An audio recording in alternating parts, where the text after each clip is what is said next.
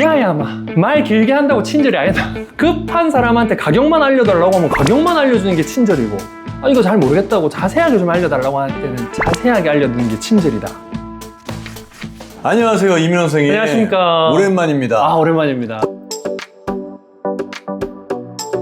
이번에 신간 책을 내셨어요. 네. 적정한 공감. 네, 적절 아니고 적정이죠. 적정, 이걸 좀 질문하시는 분들 많더라고요. 적정한과 적절한. 네. 이거 이름 지을 때 고민 좀 하셨겠는데요? 그 적정 기술이라는 단어를 예전에 봤었어요. 네. 저도 그랬는데 친구들한테 기타를 가르쳐줘도 이게 막 힘들다고 안 하게 되잖아요. 아 이제 안 가르쳐야지 하다가 조금만 가르쳐줬더니 걔가 일주일 뒤에 연습을 해오더라고요. 네. 그래서 이게 같은 개념인데 너무 많지도 않고 너무 적지도 않고 적절하면서도 올바른 실제로 사람을 도울 수 있는 그 기술이라는 의미로서 적정 기술이라는 말이 쓰였었고요. 저도 고민을 하다 보니까 사람 사이에도 남들 이게 신경 쓰자니 내가 힘들 때가 있고 또 나 신경 쓰자니 또 나쁘다고 이렇게 하고, 그래서 아 나도 괜찮고 남도 괜찮은 적정한 그 거리가 있다라는 생각에 그 적정한 공감이라는 단어를 좀 떠올리게 됐습니다. 그래서 적정한 공감이라는 제목을 전 처음에 듣고 무슨 생각을 했냐면, 네. 요즘에 공감하는 사람이 적다라는 얘기를 하잖아요. 맞아요. 공감을 좀 더 많이 받고 싶고, 그러면 나도 이제 노하우로서 누군가를 공감을 더 많이 해줄 수 있는 방법을 배우고 싶고, 네. 이런 얘기를 하는데, 거기에 그냥 공감이 아니라 적정한 공감이라고 하신다면, 너무 공감을 많이 하지는 말아라 라는 걸 더 많이 얘기하고 싶은 건가요? 지금 이 표지에도 나와 있는데 네. 그 의자가 이렇게 두 개가 있잖아요. 그래서 너무 가깝지도 않고 멀지도 않은 딱 그 거리가 있는 것 같아요. 네. 혹시 그런 얘기 들어보셨나요? 그 골디락스 존이라고, 네. 태양계에서 수금지와 목토 천음령 중에서 지구가 한 여기 수금지쯤에 딱 자리를 잡아갖고 너무 덥지도 않고 너무 춥지도 않은 딱 그 거리에 있기 때문에 우리가 여기서 숨쉬고 살 수 있는 거라고 하더라고요. 어허. 그래서 사람 사이에도 공감을 안 하자면은 또 이렇게 배척당하고 너무 외롭게 될 때가 있고, 또 너무 하자면 힘들고 하다 보니까 이게 안 하는 것도 아니고 하는 것도 아니고 정말 적절하면서도 나도 괜찮고 남도 괜찮은 그 거리를 찾아가자라는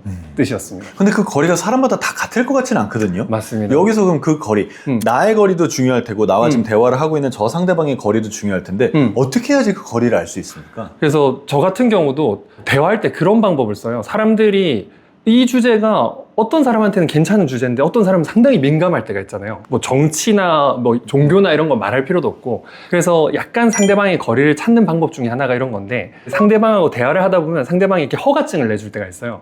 커피 얘기 같은 거는 이게 종교도 아니고 정치도 아니니까 누구나 편하게 얘기할 수 있는데, 커피 얘기를 하다 보면 상대방이 이제 허가증을 줘요. 예를 들어서 아유 우리 남편은 커피를 맨날 먹고 이렇게 얘기를 하면, 아 남편은 이게 가도 되는 길이야. 이 사람이 얘기를 꺼냈기 때문에. 네. 저 애정 같은 경우에는 정말 눈치 없이 상대방한테 거리가 어느 정도인지 모르고 결혼하셨겠죠? 뭐 이러면서 얘기를 시작했는데 상대방 사실은 그 얘기 안 하고 싶을 때가 있어요. 맞아요. 자녀 얘기를 하고 시작을 하는데 자녀 얘기 안 하고 싶을 때도 있고, 근데 그분이 우리 애는 요즘에 아침마다 일어나가지고 커피를 마시는데, 이렇게 되면은 이분이 통행권을 주셨으니 자녀 얘기 가도 되겠구나, 이런 느낌으로 거리를 좀 잡을 수 있죠.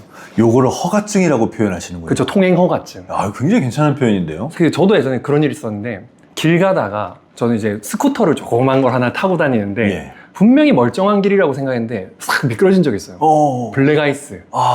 그래서 이게 멀쩡해 보인다고 그냥 가도 안 되는 일이고, 항상 보면서 간다고 해도 놓칠 때가 있는 건데, 사람 사이에서도 안전을 신경 쓰면서 가야 되겠다 싶고요.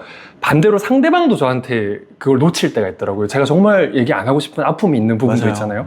그럴 때는 살짝 상대방한테도 이 길이 지금 돌아가 주셔야 되는 길입니다 하고 좀 안내를 해야 될 때가 있더라고요. 그런 안내는 어떻게 합니까? 예를 들어서 누가 이제 남편 얘기를 하지도 않았는데 갑자기 남편 얘기를 해요. 네. 근데 나는 불편해.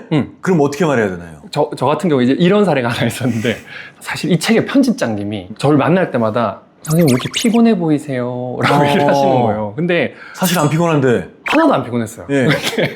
사람이 피곤해 보인다 하는데, 물론 마음은 알았어요. 이분이 너무 걱정되고 신경 써서 이제 아끼니까 그런다는 걸 하는데, 저한테는 그게 허가증이 아니었던 거예요. 피곤하다는 얘기를 들으면 내가 지금 뭔가 남한테 좀 배려를 못했나? 신경 쓰이겠나? 어디가 그랬지 하면서 대화에 집중을 못 하겠더라고요. 예. 그래서 나중에 이게 내 블랙아이스구나 이런 걸 알고 편집장님께 좀 부탁드렸어요. 아무한테나 부탁은 못 하겠죠. 근데 가까운 사이니까 사실 제가 이런 얘기 들을 때 약간 신경이 많이 쓰여서 혹시 다음번에는 제가 좀 피곤해 보이면 좀 웃을 수 있는 얘기나 또는 응원 같은 거 좀 해주실 수 있을까요? 라고 부탁을 드렸어요. 근데 이게 대화가 통하는 적정한 공감을 해줄 수 있는 사이였기 때문에 그 말을 들어주셨고 그 뒤로 만날 때마다 웃긴 얘기를 해주시더라고요. 피곤해 보였나 봐요. 정말로. 그래서 야, 저 사람한테 걱정한다고 했던 말도 저 사람한테 오히려 신경 쓰이는 말도 있다 보니까 여기는 미끄러질 수 있어요 하고 표지판 세워주는 마음으로 좀 해주면은 서로 건강한 관계를 좀 이어나갈 수 있더라고요. 지금 이 얘기는 아이스 브레이킹의 노하우 같은 느낌이에요. 저는 그 얘기도 많이 하는데 아이스 브레이킹도 좋은데 사실 아이스 멜팅이라는 단어가 좀 더 맞는 것 같아요. 브레이킹 알잖아요. 근데 브레이크 가다가 빠지면 거기 큰일 나거든요. 섣부른 브레이킹은 위험하다. 섣부르게 유머 쳤다가 처음 만나가지고 네. 유머 쳤다가 거기 얼으면 완전 빠질 때가 있더라고요. 그래서 서서히 녹도록 만드는 아이스 멜팅이 되게 필요하더라라는 생각했어요. 아이스 브레이킹을 잘하는 사람들 가운데 네. 아이스 브레이킹 하다가 실수 한 번 안 해본 사람 거의 없을 거예요. 그렇죠. 저도 예전에 이거 부끄러운 기억인데 학생 한 명이 있었는데 얼굴이 좀 빨간 상황이었어요. 그래서 술 드시고 오셨어요? 라고 했는데 안면 홍조가 있으셨어요. 네. 그래서 그분이 표정이 상당히 안 좋았고 강사가 된 지 얼마 안 됐을 때였어요. 그래서 야, 분위기 한번 깨보려고 했다가 완전 제가 깨지고 그분한테 너무 미안하고 그래서 앞으로 조금 못 웃기더라도 상대방을 편안하고 부드럽게 해줘야지 내가 웃기려고 막 억지로 이 분위기를 깨려고 하지 말자. 서서히 녹을 때까지 좀 기다리자. 이런 생각을 좀 하게 됐어요. 이 얘기가 이민호 선생님 본인한테는 참 하기 싫은 그런 얘기일 수 있는데 이렇게 하시는 걸 보면 네. 이제 이 영상을 보고 있는 누군가는 이런 실수를 하지 말길 바라는 마음. 맞습니다. 네, 사람이 가까이 다가가려고 하는 말들인데 오히려 멀어지게 할 때가 있잖아요. 그래서 스티브 잡스의 연설을 봐도 스티브 잡스가 처음에 딱 시작을 할 때 그 스탠포드 대학의 졸업생들 상대로 딱 얘기를 하는데 농담이라고 한 게 뭐였냐면은 자기 자신을 낮추는 거였어요. 저는 대학을 졸업한 적이 없어서 이게 오늘 대학 졸업식장 가장 가까이 와본 겁니다.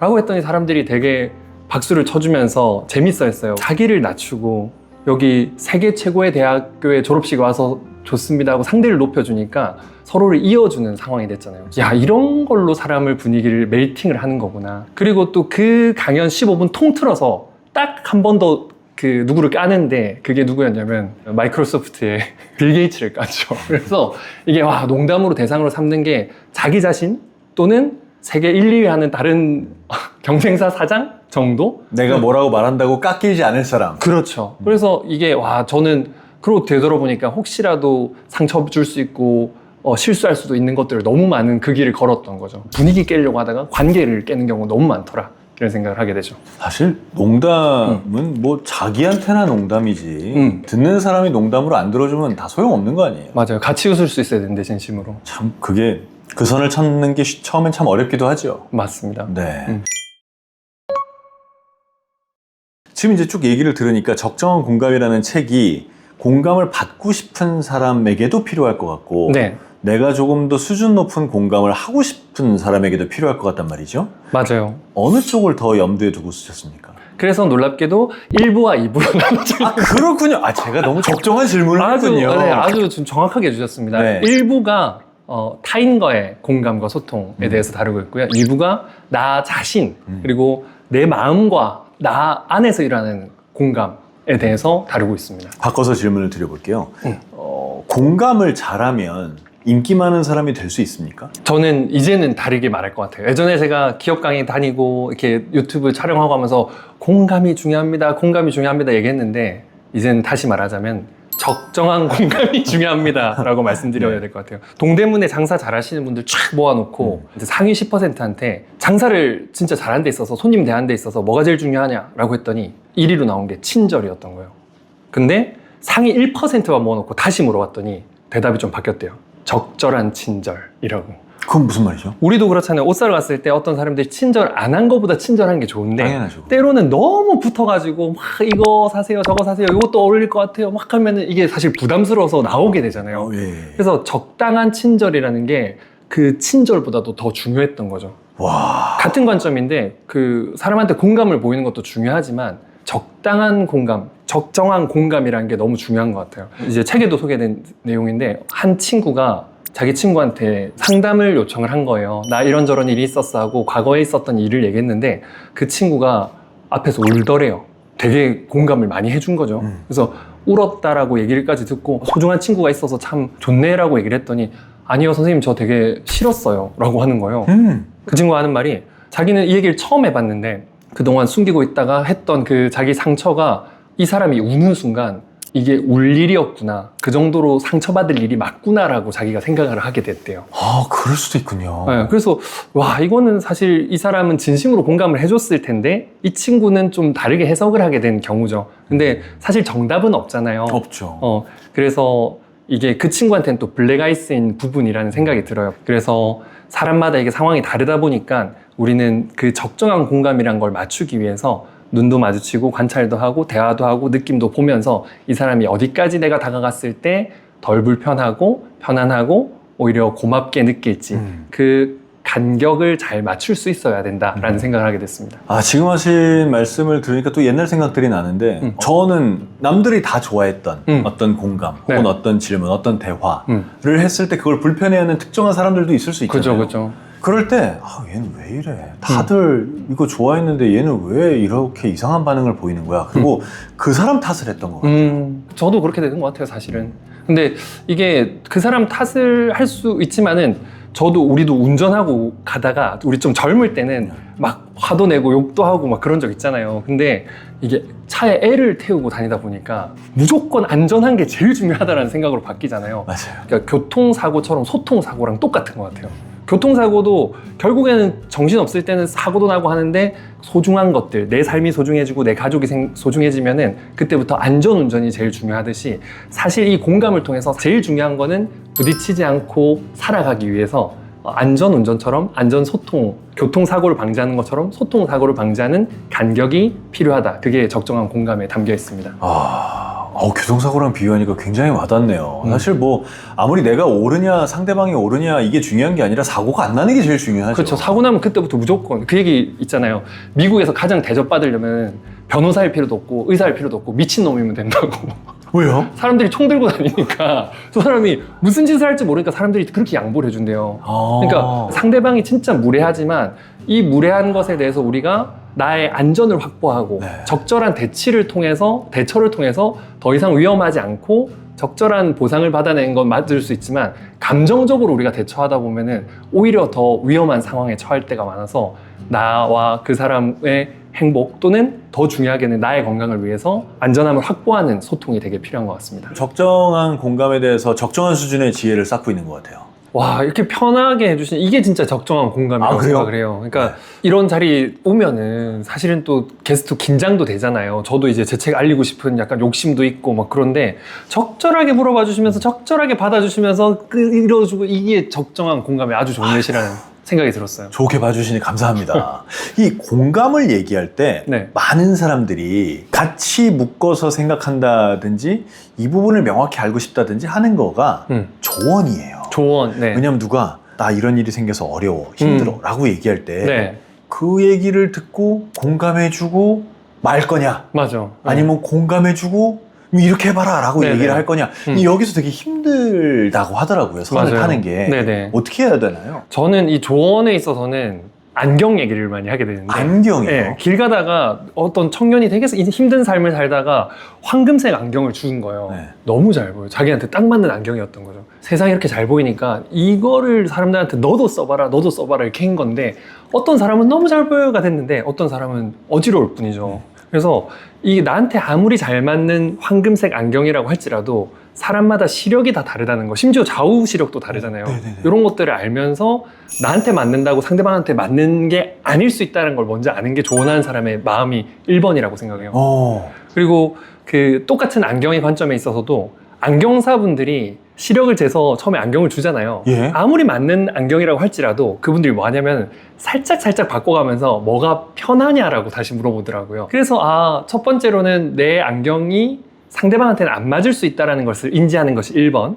두 번째로는 그게 맞는다 할지라도 아무리 딱 맞는 거라도 그 사람이 편함을 느낄 수 있을 정도가 어느 정도인지를 체크해야 되는 것 같아요. 예를 들어서 어떤 사람은 조금 명확한 지시를 주는 걸 좋아하는 사람도 있고 어떤 사람은 공감을 충분히 해주다가 살짝 원 스텝만 알려주길 바라는 사람도 있고 나는 처음부터 끝까지 다 알려주세요 라고 하는 사람도 있고 그러다 보니 시력에 맞춰서 안경을 만들어주듯이 그 사람에게 꼭 필요한 것들을 점검하면서 줘야지 잘해주고 욕을 안 먹을 수 있다라는 안경 조언법입니다.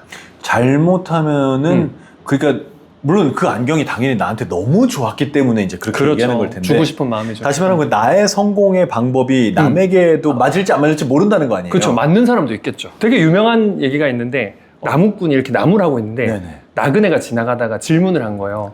저기 마을까지 얼마나 걸려요? 그랬더니 나무꾼이 대답은 안 해주고 계속 나무를 치고 있더래요.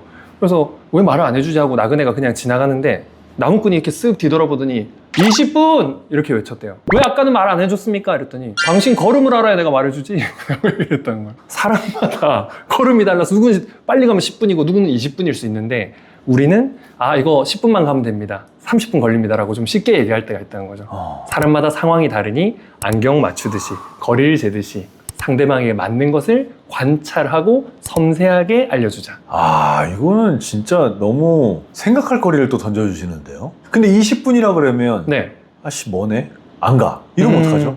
차라리 그런 사람한테는 5분만 가면 돼요 라고 하는 게 낫지 않나요? 그거마저도 맞아요. 지금 너무 좋은 적절한 공감인 것 같아요. 네. 실제로 저희 방송 프로그램 보면은 강철 부대 이런 거 있잖아요. 예. 거기서 쓰이는 기법인데 너무 육체적으로 힘들 때 사람들한테 조금만 더 가자, 힘내, 화이팅 이것도 좋지만은 자 지금부터 60을 세면 도착을 할 거야 라고 하면서 60을 거꾸로 세는 장면들이 나오더라고요. 네네. 그래서 그 리듬과 이제 곧 60 세면 도착할 수 있다는 희망 때문에 네. 그 팀이 우승을 또 하더라고요. 그것 때문만 우승한 건 아니겠지만 이러한 사소한 배려나 멘트들이 상대방에게 정신을 영향을 끼치는 게 우리는 알 수 있죠. 제가 예전에 되게 웃긴 일이 있었는데 제 친구가 한번 그런 얘기를 하더라고요.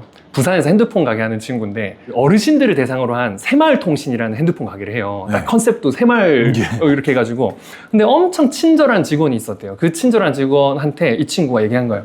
야야 말 길게 한다고 친절이 아니다. 급한 사람한테 가격만 알려달라고 하면 가격만 알려주는 게 친절이고 이거 잘 모르겠다고 자세하게 좀 알려달라고 할 때는 자세하게 알려주는 게 친절이다. 이렇게 얘기를 하더라고요. 이게 사람마다 원하는 게 다르니까 상대방한테 맞는 게 뭔지 그거를 체크를 하고 말하는 게 적정한 공감, 적정한 소통이 되겠죠. 이걸 마지막으로 하나만 더 여쭤보겠습니다. 친구가 네. 나한테 고민 상담을 해요. 네. 그러면 어떻게 해야 적정한 공감인가요? 되게 간단한 방법 중에 하나가 있는데 저는 이렇게 진짜 대놓고 물어볼 때도 있어요. 약간 헷갈릴 때. 만약에 이렇게까지 헷갈린다는 것은 사실은 서로 아직 역사가 없다라는 걸 증명하는 말이기도 한 것 같아요. 왜냐하면 오랜 친구이다 보면은 서로 좀 깊은 친구면 얘는 들어주길 바라는구나 또는 해결책을 주길 바라는구나 아는데 우리가 약간 헷갈릴 때는 아직 이 사람 잘 모른다는 거죠. 그래서 모르는 길 갈 때는 우리가 지도 보면서 가듯이 얼굴에 전 체크할 때가 있어요. 지금 제가 공감해 주시길 바랍니까? 해결책을 바랍니까? 라고 좀 여쭤볼 때가 있어요. 정말? 네, 그냥 대놓고 물어보면은 정말 놀랍게도 해결책을 바라는 사람인 줄 알았는데 뭐 공감만 해주세요 이렇게 얘기하진 않아요. 좀 그냥 힘든 게 있어서 그냥 얘기하고 싶어서요 라고 얘기를 하면은 들어주고 하는 쪽으로 무게를 더 싣고요. 근데 이렇게 말한 사람조차도 공감이 끝나고 나면 해결책을 원할 때가 있어요. 네, 그쵸. 그럴 수 있죠. 그죠. 딱 듣다가 그래서 그 표정이 바뀔 때가 있죠. 이거는 딱 그 신호를 볼 필요가 있는 것 같아요. 네. 파란불이 뜰 때가 있는데 네. 상대방이 아무리 조언을 원한다 하더라도 공감 한마디도 안 한 채 조언을 하다 보면은 부딪힐 때가 있더라고요. 근데 또 반대로 공감을 충분히 해줬을 때 공감만을 원한다고 한 사람조차도 사실은 어느 순간 탁 신호가 바뀔 때가 있는 것 같아요. 근데 그 시그널이 뭐냐면은 힘든 사람은 일단은 눈을 잘 못 마주치고 땅을 보거나 이렇게 생각에 잠겨 있는 순간들이 많은 것 같아요. 근데 충분히 마음이 열리고 에너지가 열리면 자세도 내 쪽으로 돌아오고 눈도 마주치고 그 다음 스텝을 바라는 느낌이 드는 것 같아요. 눈을 마주치는 것을 우리가 신호로 볼 수 있을 것 같고 그때 내가 내 경험에서 나온 에너지를 사례라든지 중요한 원스텝을 줄 수 있는 것 같습니다. 사인을 보고 알아듣는 것도 되게 중요하겠네요. 이런 경우에는. 자, 그러면 2025년을 살아가고 있는 우리에게 네. 왜 공감이 그렇게까지 중요한가요? 혼자 살면 외롭고 같이 살면 괴로운 세상이라고 합니다. 혼자만 살 수도 없고 또 같이 살다 보면 힘든 그 순간 적정함을 찾는다면은 나도 좋고 남도 좋은 그 상황이 있을 거라고 생각합니다. 우리 차를 타고 다니면서도 남들과 부딪히지도 않으면서 안전하게 목적지에 닿는 것이 가족과 내 삶에 행복을 주듯이 인간과 인간 사이에도 적정한 거리를 유지를 한다면 서로 부딪히지 않으면서도 목적지에 안전하게 도착할 수 있는 삶이 펼쳐질 거라고 생각합니다. 적정한 공감에 그 이야기들을 담았습니다. 같이 한번 고민해봤으면 좋겠습니다. 오늘 조언에 관해서 또 공감에 관해서 적정한 선을 타는 게 무엇인지 정말 많은 생각을 해봤습니다. 자, 이 책이에요. 이 책. 호재 이- 괜찮죠? 의자 2개. 예뻐요. 예뻐요. 네. 이 의자에 여러분이 앉아서 여러분의 어려운 점을 얘기한다면 어떤 사람이 반대쪽에 앉아서 얘기를 들어줬으면 하십니까? 아마 이 적정한 소통 능력을 가진 사람이 앉아 있다면 여러분의 오늘의 대화는 한결 더 행복하지 않을까라는 생각이 듭니다. 바로 그런 사람이 필요하시다면 지금 이 책을 한번 집어보세요. 작가님 오늘 네. 나와주셔서 감사합니다. 감사합니다.